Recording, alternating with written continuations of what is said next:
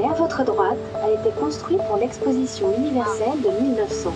Regarde l'héritage des expos là, le Grand Palais, le pont Alexandre III, qui a la particularité, regarde Myriam, de n'avoir qu'une seule arche. C'est la gare d'Orsay qui a été construite En 1900. pour l'exposition universelle. Alors ça, c'est l'héritage qui a transformé Paris. Et maintenant, effectivement, si on se projette dans l'avenir, c'est transformer la France avec l'Expo 2025. À gauche, le symbole de Paris, la Tour Eiffel. Elle a été construite pour l'exposition universelle de 1889. 2, 3.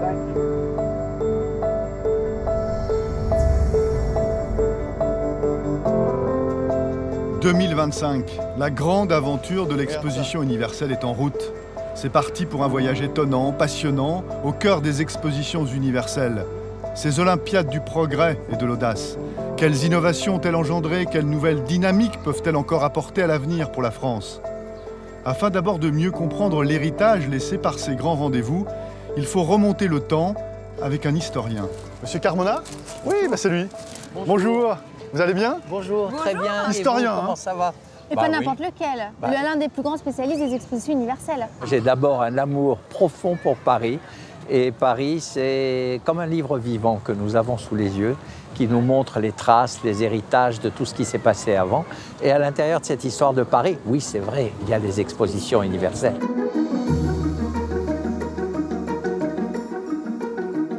Dès que la construction de la Tour Eiffel a été décidée, les pouvoirs publics, le gouvernement l'avait présenté comme le clou de l'exposition de 1889. Alors qu'est-ce qu'on ne s'est pas moqué du clou? Et qu'est-ce qu'on lui reprochait à cette magnifique Tour Eiffel à l'époque? Oui, c'était sa hauteur. Et personne ne disait magnifique Tour Eiffel avant sa construction. On disait c'est une horrible colonne de tôle ondulée. Et sa hauteur va écraser complètement Notre-Dame, le Louvre, le Dôme des Invalides. C'est hors d'échelle avec Paris. Les expositions universelles, c'était des vitrines du progrès pour tous les pays qui participaient. C'est exactement ça, c'est exactement le but d'ailleurs. Et même quand la Tour Eiffel a été conçue, c'était de la part de la France, de la Troisième République, un message au monde. C'était de dire, nous fêtons le centenaire des droits de l'homme, et les droits de l'homme, c'est la liberté. La liberté d'aller et venir, la liberté de conscience, la liberté civile, mais c'est la liberté de créer et d'entreprendre. Détesté au début, à sa naissance, vénéré aujourd'hui, qu'est-ce qui a fait la bascule pour la Tour Eiffel? Les Parisiens s'habituent à la présence de la Tour Eiffel, mais je dirais ils n'en font pas un plat. Je pense que ce qui fait la gloire de la Tour Eiffel, c'est que les transports se développent. On a beaucoup plus facilement, quand on est provincial, la possibilité de venir à Paris. Et à Paris, qu'est-ce qu'on fait? On regarde la Tour Eiffel, on la photographie et on en fait l'ascension.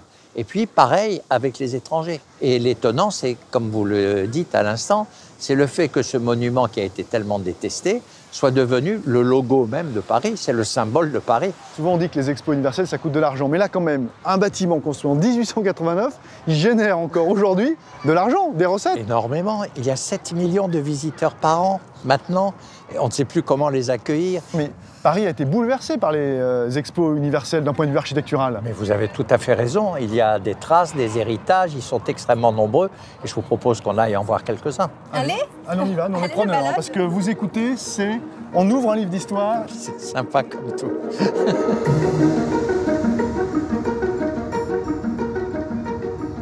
Je voudrais vous montrer cette plaque.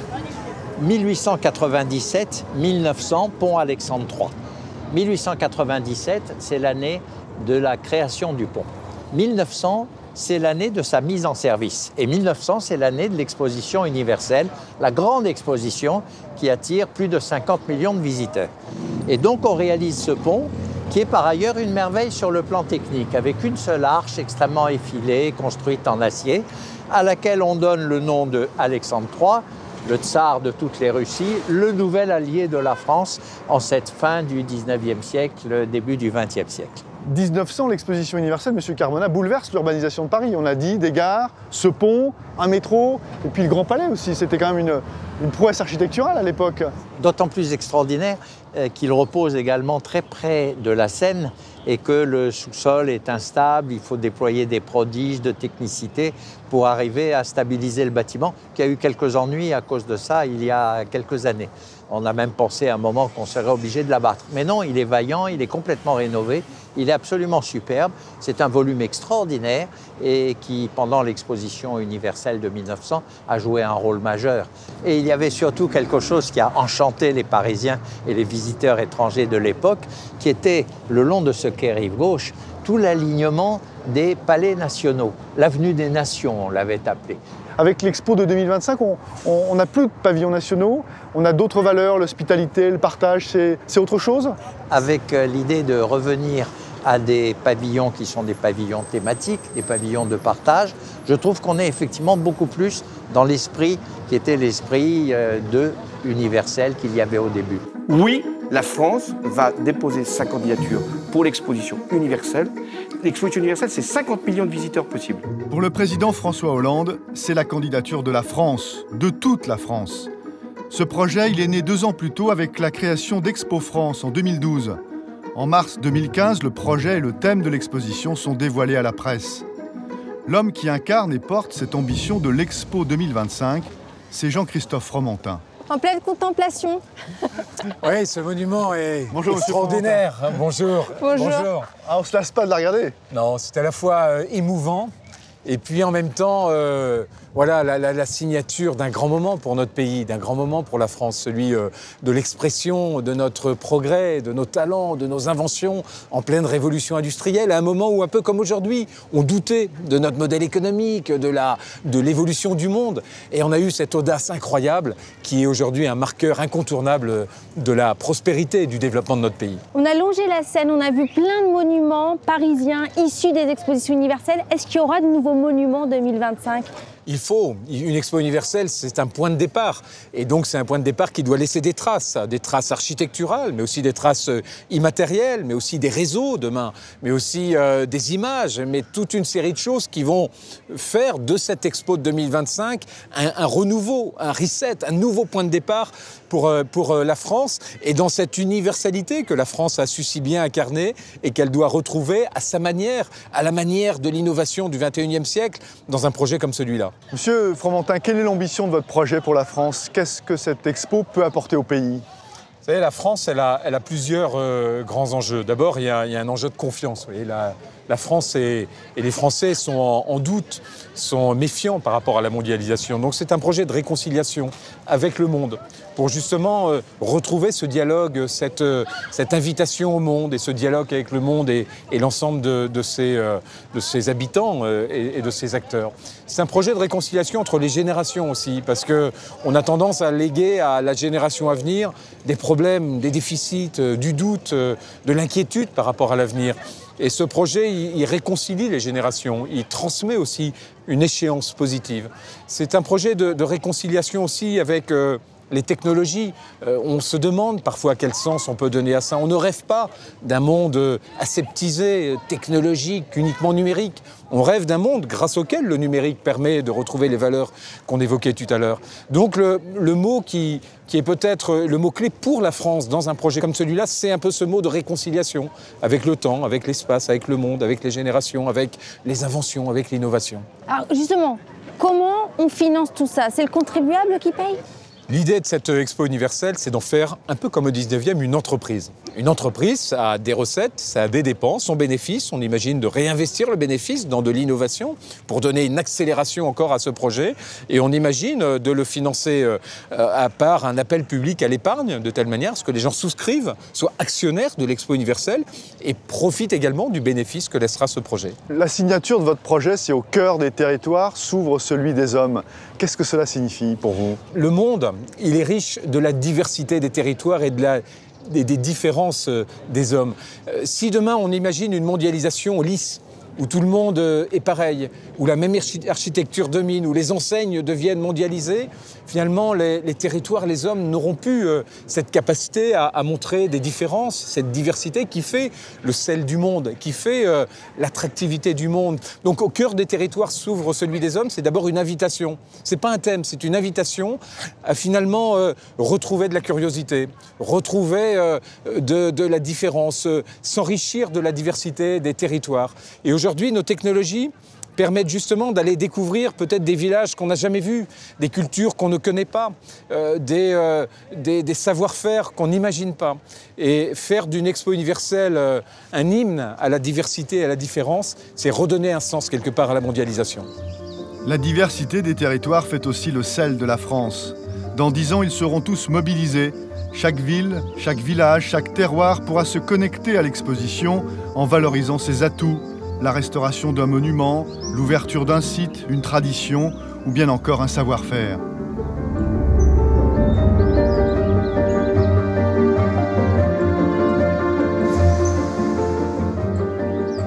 Cap sur la Drôme, au cœur de ce terroir qui a fait et continue de faire la renommée d'une dynastie de grands chefs cuisiniers, les Pic, gastronomes de père en fille, Anne-Sophie, 3 étoiles et l'héritière d'un savoir-faire unique. Et l'exposition universelle est l'occasion de le faire découvrir au monde entier. Bonjour. Bonjour Anne-Sophie. Bonjour. Ne surtout pas vous faire rater. Hein. On vous dérange en plein travail? Ça sent très très bon. Qu'est-ce que c'est? Alors ça sent le homard en fait. Ouais. Et, Il y a des fraises aussi, non? voilà, c'est un plat de saison.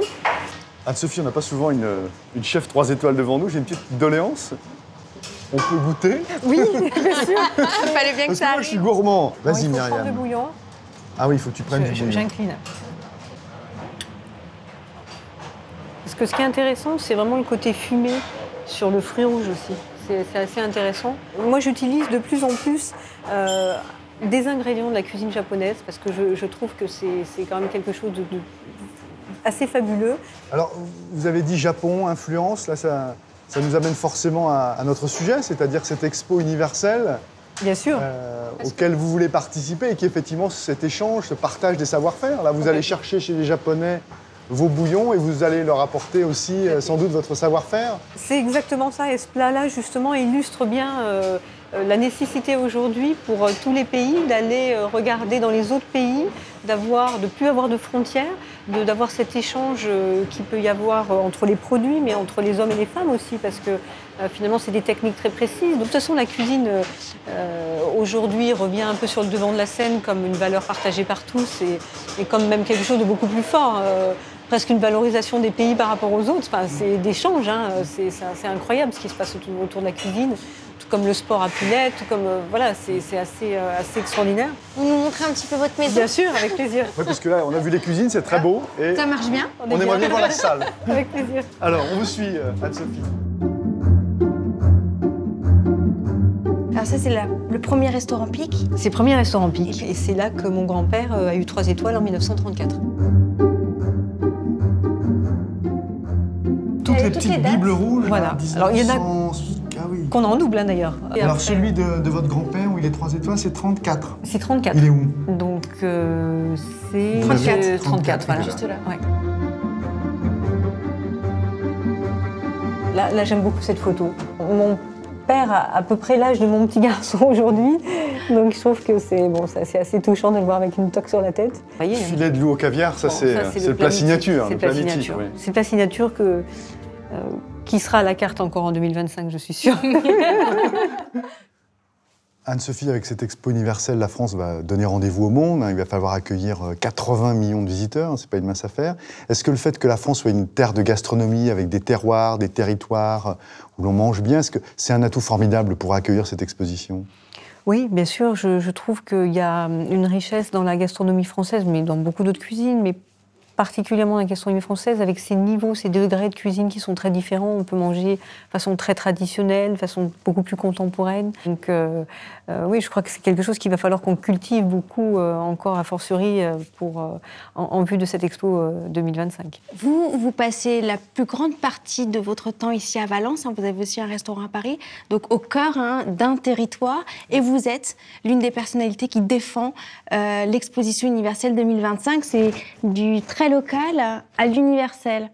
Oui, mais alors c'est très bien que vous me parliez de ça parce que c'est tout à fait ça mon univers. Finalement, je suis bien là où je suis née, où j'habite, où je vis au quotidien parce que j'ai mes repères et en même temps, je peux aller à New York ou à Paris et ça m'apporte énormément en fait. Et l'Expo universelle, c'est ça finalement. C'est on sort de chez soi, on y retourne, mais on en revient quelqu'un d'autre finalement. Parce que quand je reviens de mes voyages, je suis quelqu'un d'autre à chaque fois. Je pense que j'ai acquis un peu plus de culture sur quelque chose, où j'ai fait des rencontres qui m'ont ouvert l'esprit, qui m'ont permis d'être meilleure, et on en revient grandi. Anne-Sophie Pic, il est aussi prévu d'installer un grand restaurant, le restaurant du monde. Hein.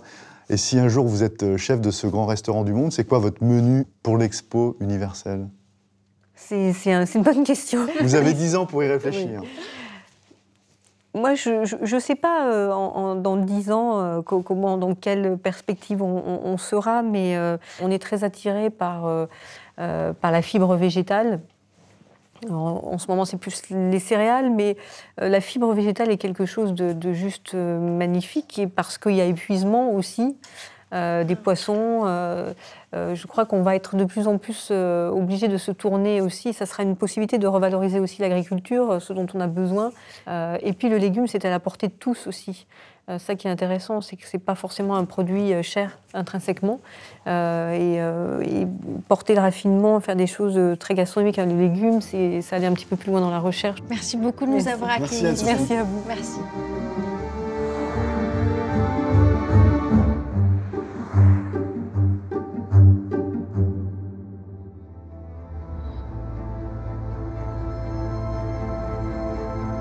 Les grandes métropoles seront aussi au cœur de l'exposition universelle en accueillant les pavillons thématiques. Fini l'époque des pavillons nationaux, l'Expo 2025 signe le retour des pavillons à thème. 12 pavillons consacrés aux grands défis de la planète. 12 défis, climatiques, démographiques ou technologiques. À l'intérieur de chacun, tous les pays seront invités à présenter des innovations, des idées ou encore des solutions pour protéger la planète.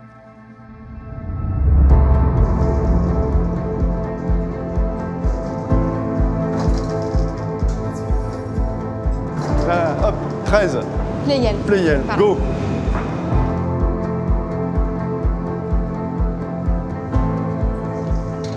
Alors là, on a rendez-vous avec Frédéric Gilly, l'urbaniste.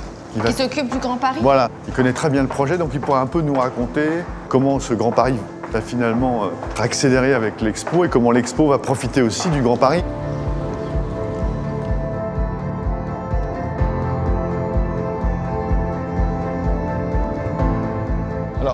Là, Myriam, donc à l'est, la Défense, le quartier d'affaires, la Tour Eiffel, on dirait un jouet, on commence à bien la connaître, la Tour Montparnasse, qui est pas mal, le Sacré-Cœur, donc finalement Paris, là, d'ouest en est, on arrive à l'englober dans ses bras. Hein. C'est tout alors petit. que le Grand Paris, là, c'est changement d'échelle. Ce sera tout ça. Ouais. Tu vois, ici, on est à Saint-Denis et toutes les communes qui sont autour de Paris seront ajoutées au Grand Paris.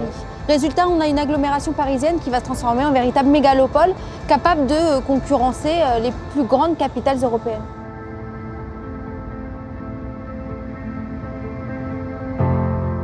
Frédéric Gilly, Myriam. C'est moi. Jean-Pierre Montanet, bonjour, vous allez bien? Merci, parce que je pensais qu'ici, dans ce carrefour Pleyel, on n'a jamais se retrouver, bien non. Ouais. Ouais. C'est un haut lieu du Grand Paris. Ce qui va complètement chambouler ce quartier aussi, dans le Grand Paris, c'est cette immense gare. Moi, j'ai vu des maquettes, on dirait un vaisseau du 3e millénaire.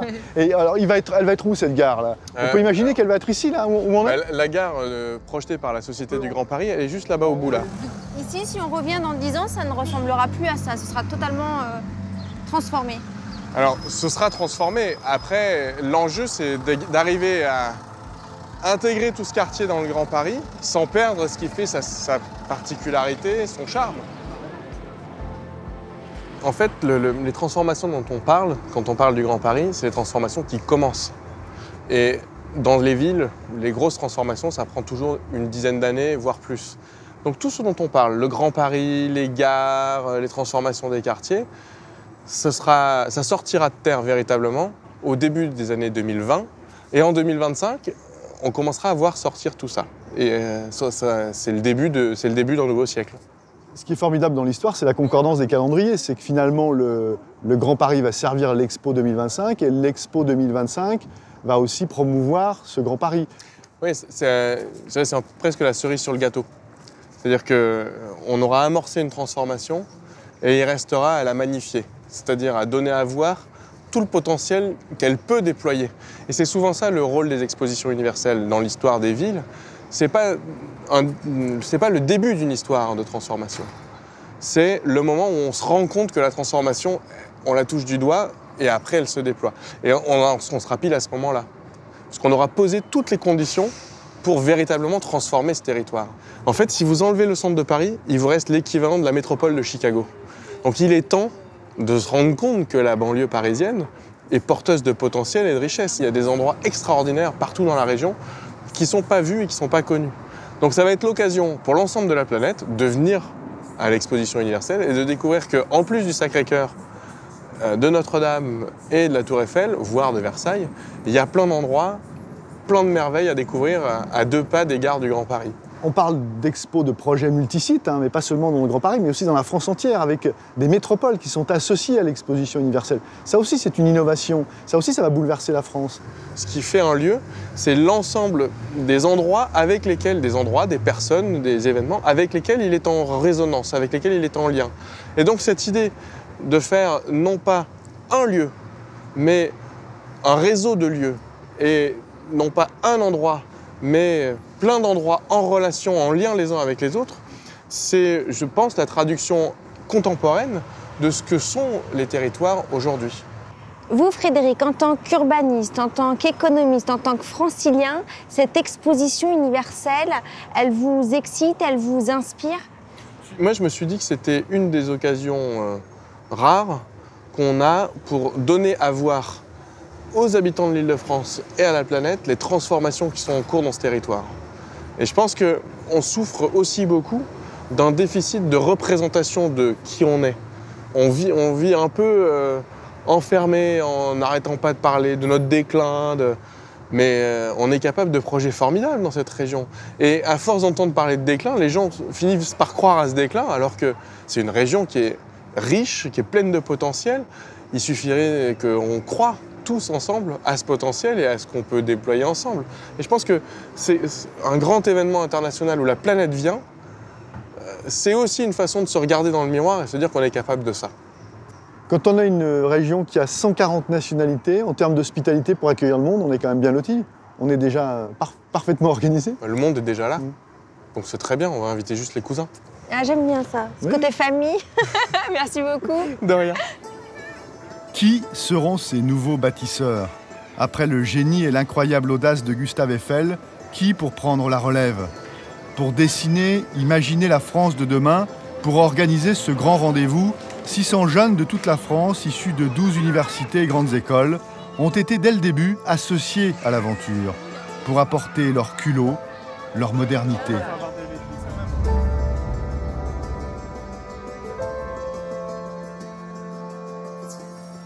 Je trouve que c'est une super bonne idée de faire participer des jeunes au projet 2025. Ouais. Ça participe de leur idée de partager les compétences, partage des générations. Moi, je trouve c'est. Ouais, et puis ils ont des choses à dire. Je crois que c'est eux, Myriam. Ah. Les jeunes de l'expo, les étudiants de l'expo 2025. Oui, bonjour. Bonjour à vous. Alors, pourquoi nous avoir donné rendez-vous ici, en Ile-de-France, à Courbevoie? Au parc de Bécon. Hein. Ouais, c'est ça, parc de Bécon. Aussi extraordinaire que ça puisse paraître, en fait, on a dans ce parc 2 vestiges de l'exposition universelle organisée en France en 1878. Donc le pavillon des Indes, c'est la vitrine donc de l'art indien proposée dans les sections d'Angleterre. Et alors, vous êtes la guide, vous organisez des flâneries pour raconter aux touristes? Exactement, là vous nous prenez en plein repérage, en plein travail pour débusquer justement ces vestiges d'exposition universelle. C'est ce qu'on organise au sein du Labo 2025. C'est une association qui réunit des étudiants et des jeunes qui s'intéressent, qui ont participé au projet de candidature de la France et qui veulent continuer à mettre en valeur ce patrimoine. Et donc on organise des flâneries urbaines. Alors on a vu ces dômes dorés, c'est l'Inde. Il y en a un autre bâtiment, c'est la Suède, c'est ça? Exactement, la Suède et la Norvège, de l'autre côté du parc. Et on y va. On y va? Allons-y. Allez, le guide, c'est Aurore. Aurore, là, c'est à Courbevoie, c'est la forêt primaire. Là. Tu nous as emmenés dans un drôle de truc. Oui, notre flânerie urbaine nous emmène ici face au pavillon de la Suède et de la Norvège de l'exposition universelle de 1878 dans la rue des Nations, en fait. Viens écouter. Mais j'écoute. Voilà. Une allée de l'exposition très importante où il y avait donc des pavillons de tous les pays qui participaient.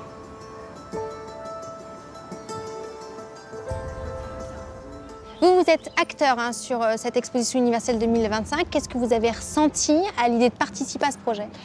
Beaucoup de bonheur de pouvoir s'exprimer, proposer une vision d'avenir pour la France, pour 2025, et d'injecter dans ce projet les valeurs qui sont les nôtres, donc celles des jeunes d'aujourd'hui, mais qui seront en fait les adultes de 2025. Vous avez été flatté d'être associé en tant que jeune tout de suite dès le départ d'une expo comme ça? Ça nous excite, ça nous motive, parce que c'est une rare opportunité qu'on a, où on laisse la jeunesse avoir sa voix dans un projet si gros et si important. Et aussi même les gens qui participent, les personnes en général, sont des gens qui travaillent, qui sont au sommet de leur carrière, etc. Et c'est une opportunité pour nous de les rencontrer. Et je trouve que c'est génial de nous proposer ça aujourd'hui.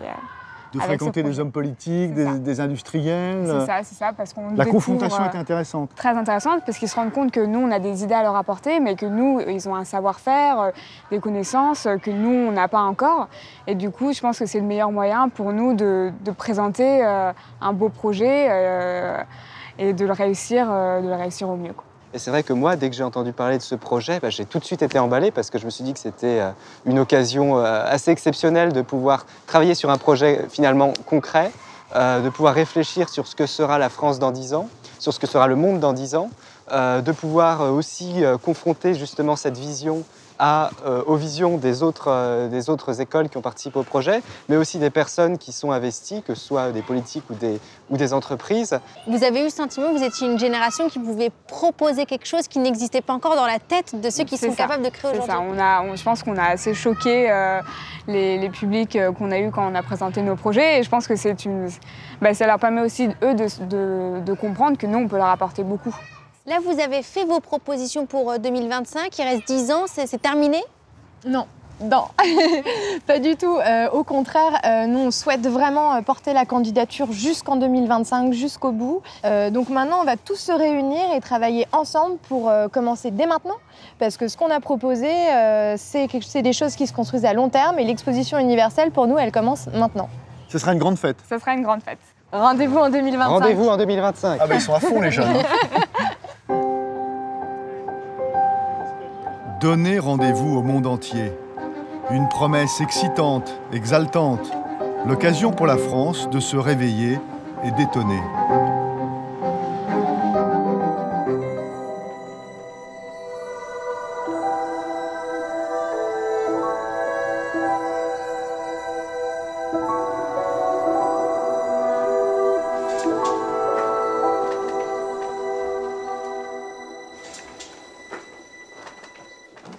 Vous nous avez entendu. Bonjour, bien sûr j'ai entendu, bonjour. Bonjour monsieur Orsena, merci de nous recevoir ici. On est où là? C'est la bibliothèque de l'Institut, c'est-à-dire c'est les 5 académies.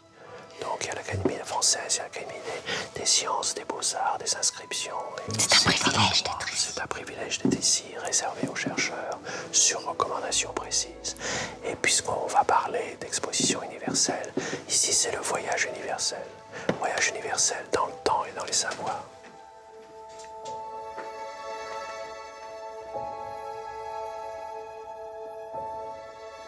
Alors, monsieur Orsena, vous êtes académicien. Votre nom est inscrit dans l'histoire. Qu'est-ce que vous pensez de l'exposition universelle? L'exposition universelle, c'est un grand rendez-vous. Un grand rendez-vous de la planète, un rendez-vous dans l'espace, puisque, au fond, c'est l'invitation à tous les peuples du monde de venir. Et c'est un rendez-vous dans le temps, puisque c'est le rendez-vous avec le futur. Donc, le rendez-vous, c'est le rendez-vous du possible. Au lieu d'être terrorisé par l'autre, au lieu de terroriser par le futur, on dit « et si on le bâtissait ensemble ?» C'est ça la confiance. Confiance, c'est bâtir ensemble. Vous savez, dans ce beau mot de République, il y a « res publica », c'est l'affaire commune. La démocratie, c'est un moyen d'élire ceux qui ont le pouvoir, mais c'est rien si on n'a pas un projet commun. Donc ce qui m'émeut beaucoup dans ce grand rendez-vous des expositions universelles, c'est dire « et si on bâtissait une planète en commun ?» avec ce qu'on a tous, différents. Si on mettait tout ensemble. Si vous voulez, c'est l'arche de Noé des inventions.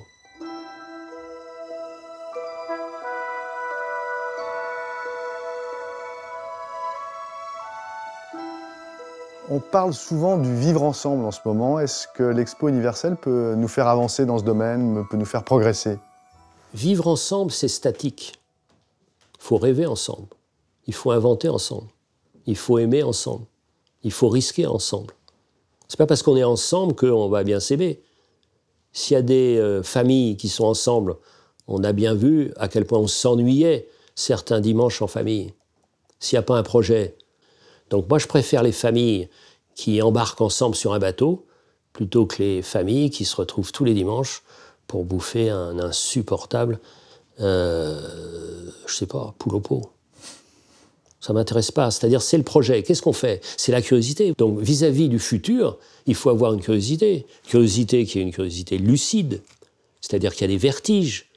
Tout ce qui se passe dans le domaine de la biologie qui nous atteint au cœur même de notre intimité peut poser des problèmes. Tout ce qui se passe avec le numérique, ça peut être Big Data, mais ça peut être Big Brother aussi. Ça peut être, on peut complètement être dominé. Tout ce qui se passe avec l'énergie, ça peut être aussi terrifiant. Dans tous ces domaines-là. Mais comme d'habitude, qu'est-ce qu'on peut faire pour inventer et pour maîtriser l'invention? Et parce que ce qui m'intéresse aussi dans l'exposition universelle, c'est que tous ces gens réfléchissent ensemble au sens de toutes ces innovations. Moi, j'adorerais dans l'exposition, j'adorerais au futur, dans l'exposition universelle de 2025, j'adorerais parler avec des tas de gens du monde entier. Pourquoi je voyage tant? Peut-être parce qu'il n'y a pas assez d'expositions universelles. S'il y avait des expositions universelles, j'économiserais des voyages puisqu'ils viendraient. Ils viendraient. Et en même temps, c'est le formidable rendez-vous de la France pour penser, un, qu'elle n'est pas seule au monde, et deux, qu'il n'y a pas que le passé qui compte. C'est ça la principale valeur. Principale valeur, c'est que la France se réveille. L'exposition universelle est l'occasion de réveiller la folie de la France. Donc, et rien n'est plus sage qu'une folie. Le pire, c'est un pays sans folie. En 2025, 80 millions de visiteurs sont attendus en France. Mais il y aura aussi un village numérique où on pourra s'immerger dans n'importe quel point du globe et inversement, de n'importe quel point du globe, on pourra virtuellement assister à cette expo. Où aimeriez-vous aller, vous? Partout. Partout, par définition, puisque j'y vais en réel. Partout. Donc c'est vrai que ça sera amusant, cette sorte de vertige d'être à Paris et de se retrouver à Luang Prabang, au Laos. Ça sera fascinant de se retrouver dans le massif de l'Aïr. D'ailleurs, ça permettra d'aller en numérique dans des endroits où on ne peut plus aller réellement, parce qu'ils sont trop dangereux. Le tiers de l'Afrique, je ne peux plus y aller parce que je serai pris en otage. Donc ça sera une sorte de rappel à la planète qu'elle est plus grande qu'elle ne l'est en ce moment. Ça permettra aussi de voir les menaces. Je suis très préoccupé par les questions climatiques. Donc si on voit en 2025, grâce à ces cartographies numériques inouïes, ce que cette immersion même. Cette immersion au sens strict, c'est-à-dire la montée des eaux. On sera immergé dans l'eau qui monte. Juste une dernière, très vite, 2 mots, rêvons un peu. Vous êtes consulté par les organisateurs. Quel porte-drapeau, quelle figure française voyez-vous pour incarner cette expo en 2025? Je ne sais pas si je prendrai une personne. Parce qu'une personne est exclusive de toutes les autres. Et personne résume personne.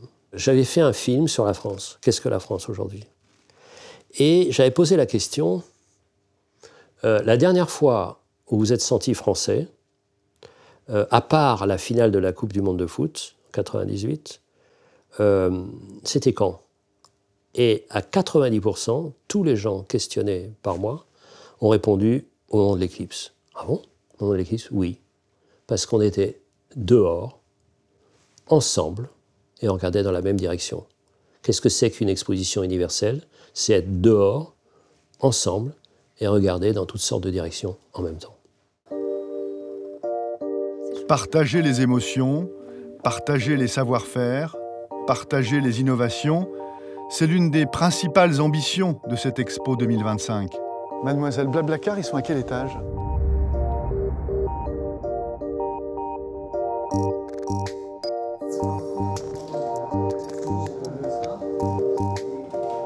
Aujourd'hui, Blablacar, c'est donc le service de covoiturage longue distance. On est dans 19 pays avec une communauté de 20 millions de membres.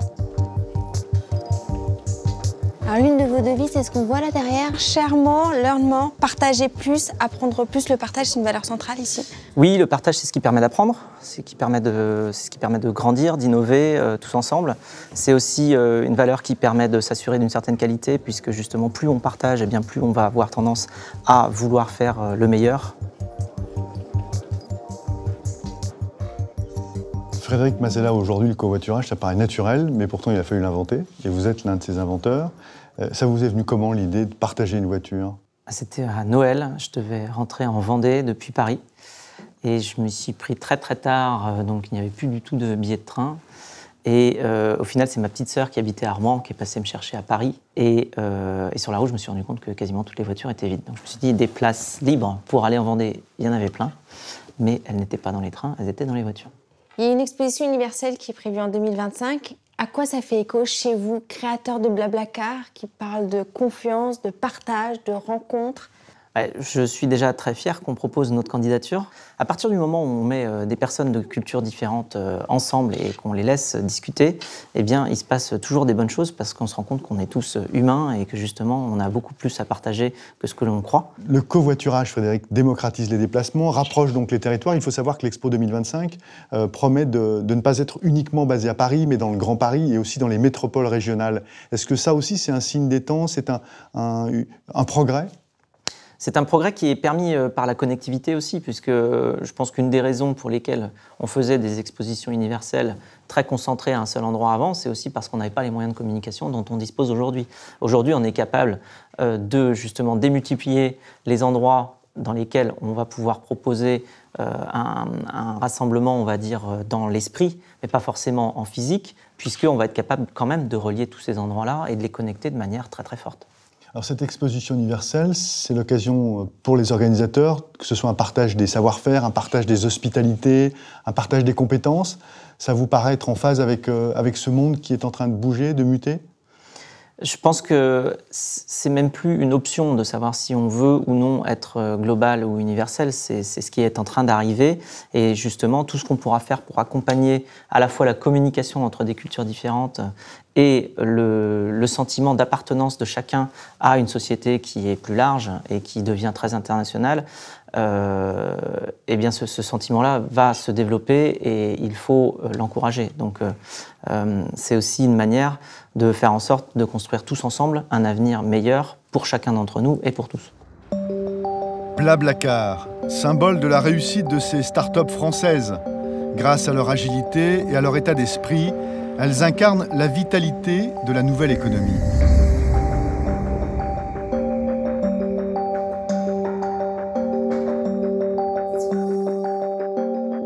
Comment ça marche là? Vous pouvez nous ouvrir? Bonjour. Merci monsieur. Ah. Bonjour. Bonjour. Bonjour Frédéric Potter. Bonjour. Vous allez bien? Très bien, merci. Bon. Alors on est ici à l'école 42, on s'est donné rendez-vous dans ce temple du numérique. Qu'est-ce que ça vous inspire comme endroit? Ici, c'est l'un des endroits à Paris où on forme les ingénieurs qui mettent au point les techniques en informatique qui vont nous permettre de changer la vie de nos concitoyens avec des innovations dans les années qui viennent.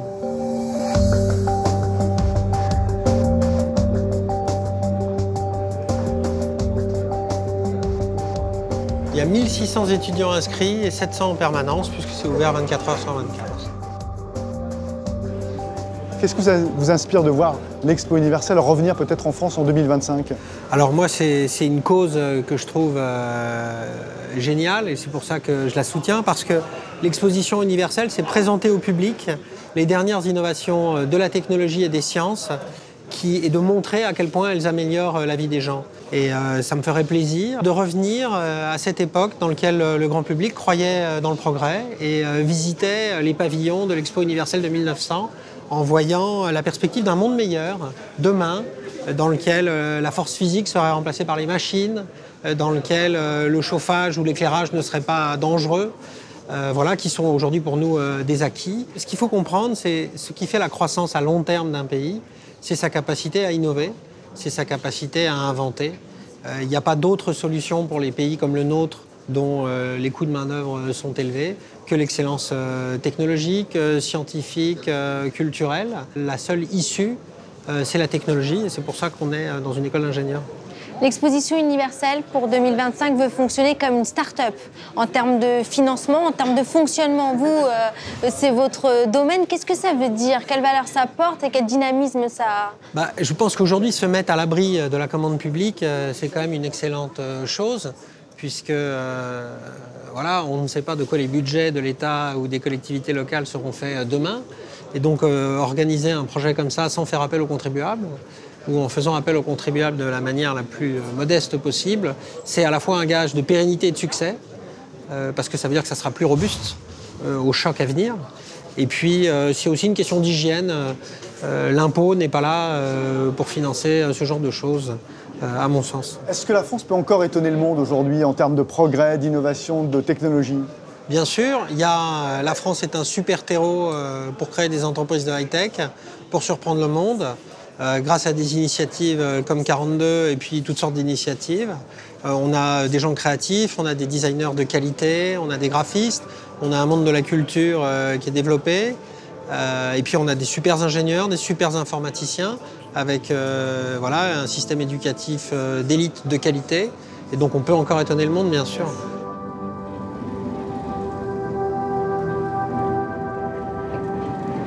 Du coup, là, on va où, Jean-Pierre? C'est un peu le voyage en terre virtuelle inconnue. C'est joli, voyage en terre virtuelle, c'est exactement ça. Mais virtuel à tous les points de vue, parce que même moi, je ne me rends pas bien compte où on va. On est reçu par une société qui s'appelle Immersion, qui travaille sur l'immersion, comme son nom l'indique. Et pour nous, ils vont nous créer des expériences d'immersion ou être projetés dans des univers. J'ai un peu de mal à me représenter. Dans ce monde ultra connecté, l'Expo universelle 2025 va surprendre une nouvelle fois avec un gigantesque pavillon numérique. 200 000 mètres carrés, au cœur du Grand Paris, un espace unique où tous les pays du monde seront virtuellement accessibles grâce à une immersion, une expérience extraordinaire pour aller à la rencontre des territoires et des hommes.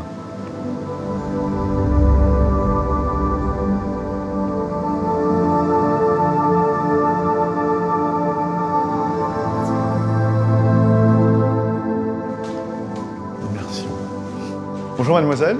Bonjour. Ah, le patron il est là. Bonjour. Bonjour Christophe, c'est ça? Bonjour. Ça. Alors bonjour. On est tout excité, on veut être en immersion tout de suite. On est à fond. Tout de suite? C'est votre cœur de métier. Qu'est-ce que ça veut dire être en immersion dans le numérique? En immersion, ça veut dire de pouvoir vivre des expériences inspirantes, immersives, collaboratives. C'est ce que nous délivrons depuis une vingtaine d'années. Et vous pouvez m'en donner un avant-goût? Par ici, par exemple. Sur ce... oui. L'enjeu, c'est que tous puissent partager du numérique d'une façon intuitive, naturelle, c'est facile. et de pouvoir collaborer ensemble. Et j'imagine, Christophe, que cet écran, c'est qu'un aperçu de votre savoir-faire. Exactement, c'est la porte sur tout ce que vous allez pouvoir découvrir avec Jean-Baptiste, le responsable de l'innovation, qui se trouve dans un site à côté. À côté dans votre société. société. Je vous propose de l'appeler et puis qu'il nous rejoigne. C'est lui qui va nous rejoindre. Coucou. On vous attend. Allez, hop, avec nous. J'arrive. Ok. Et voilà Jean-Baptiste. Voilà, Virgile Jean-Baptiste, du virtuel au réel. On vous a vu dans l'écran là. Merci. Bienvenue. Je vous laisse entre de bonnes mains. Très bien, merci. Moi, je vous accompagne vers un petit aperçu de ce qu'on aura en 2025. Là, je vous laisse découvrir un dispositif où on a cherché à faire disparaître l'écran et à mettre le numérique entre les mains de l'utilisateur. En fait, tu vois, avec ce cube, je fais ce que je veux de cette terre. J'ai qu'à la manipuler, en fait, exactement comme si je l'avais en main. Jean-Baptiste, si on imagine le village numérique de l'Expo universelle 2025, avec ce dispositif, on peut faire plein de choses. On peut effectivement s'immerger dans une tribu, on peut aller au plus près d'un site archéologique, tout est possible. Oui, moi j'imagine très bien un portail sur les différents sites qu'on pourrait après visiter, dans lesquels on pourrait s'immerger, qui puisse permettre à n'importe quel visiteur d'explorer l'intégralité des contenus à disposition et puis après de se focaliser sur un environnement, sur un site, éventuellement sur un objet. Le premier des enjeux de ce dispositif, ça a été de sortir les objets des vitrines des musées pour pouvoir les mettre entre les mains des visiteurs. Et avoir le sentiment de les manipuler pour de vrai sans les abîmer, en fait. Ça, c'est un laboratoire, c'est un prototype. Tous les jours, vous avez des ingénieurs, des informaticiens qui travaillent pour améliorer encore la perception, l'immersion. Complètement, le naturel, l'intuitivité de l'interface, pour vraiment poursuivre cet enjeu d'avoir l'information numérique qui puisse être au milieu de nous, qui peut nous permettre de discuter, d'échanger, de mieux se comprendre les uns les autres. Et ça passe par une visualisation de plus en plus immersive, par une interaction de plus en plus naturelle et une collaboration qui ne soit pas uniquement entre nous, les uns à côté des autres, mais aussi qui prenne en compte toutes les personnes dans des environnements distants, dans d'autres bureaux, dans d'autres maisons.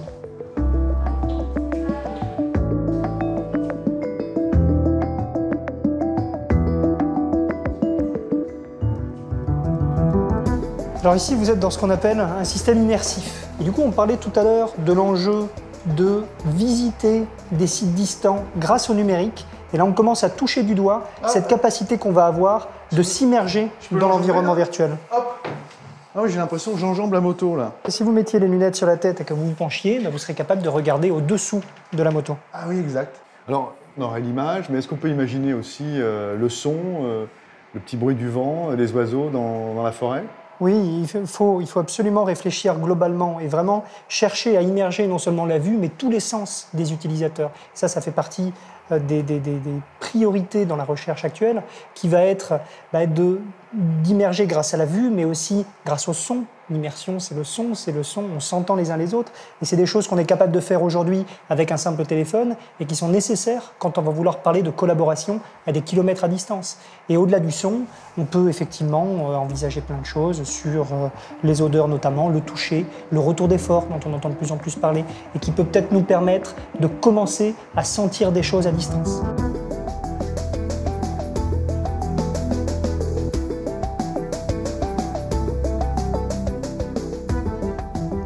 Quelle application avec cette table numérique là, et cet écran magnifique pour notre village numérique?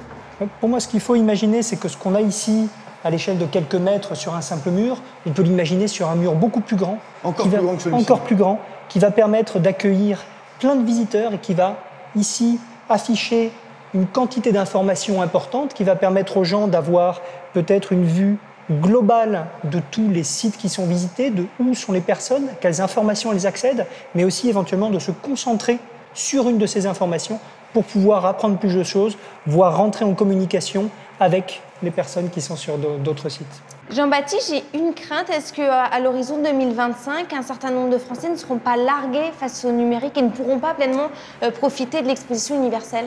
Moi, je pense que la question est légitime parce qu'il y a certaines personnes qui pourraient se dire aujourd'hui que déjà les technologies vont trop loin par rapport à leurs capacités.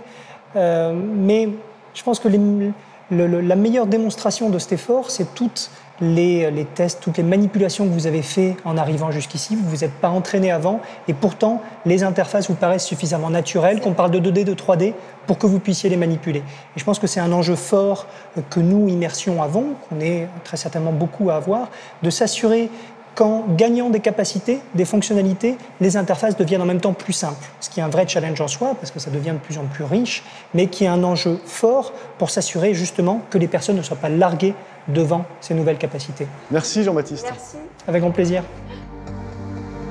Avec ces nouvelles technologies, la France veut donc donner rendez-vous à la planète en 2025. Avant cela, sa candidature sera officiellement déposée en 2016. En 2018, le verdict, c'est le vote pour désigner le pays hôte de l'exposition. Alors d'ici là, soyons tous mobilisés pour que la France gagne dans 10 ans. Je veux 2025.